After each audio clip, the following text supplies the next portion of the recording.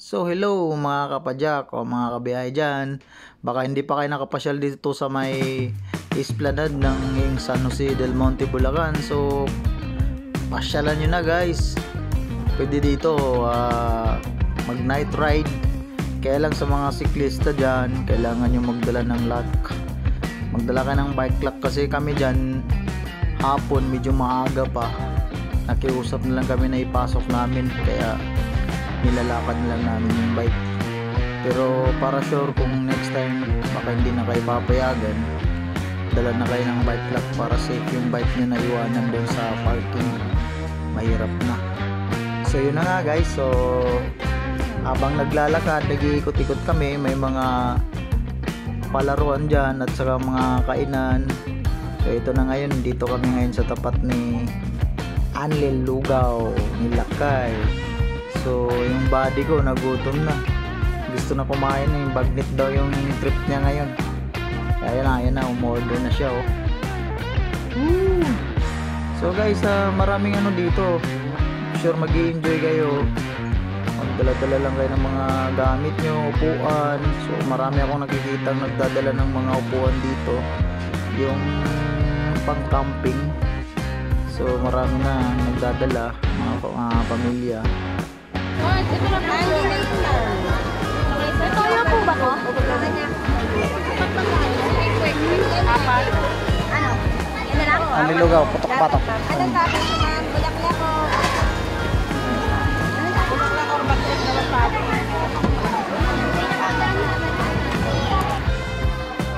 So ayun na nga guys, ikot-ikot muna kami.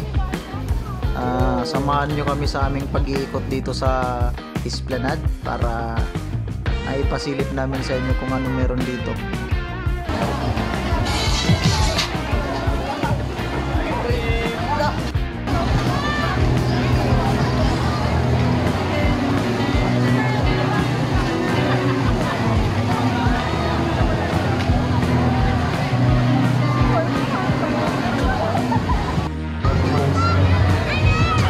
For the nickname, Poging naka-checker, we have Carlson.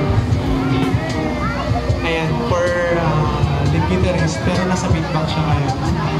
Si Williamson. Ayan, nagre-repeat naman sa amin ngayon, kasama din namin yan. Ayan, Pongan yung tawag namin sa kanya, pero real name niya, James. Ayan, so yun na ang description band. Ayan. Yung first song namin, pangungunahan ni Pongan. Sana magustuhan niyo.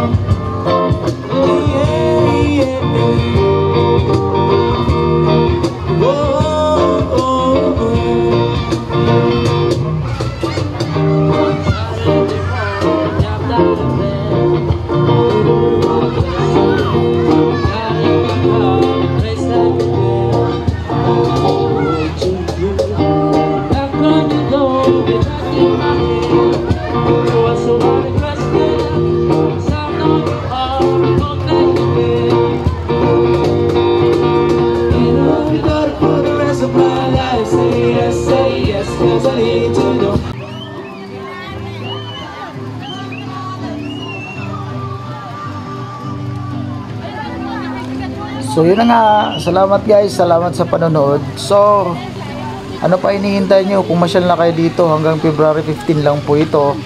Sisimula po ito ng 3 p.m. pala hanggang 10 p.m. ng gabi.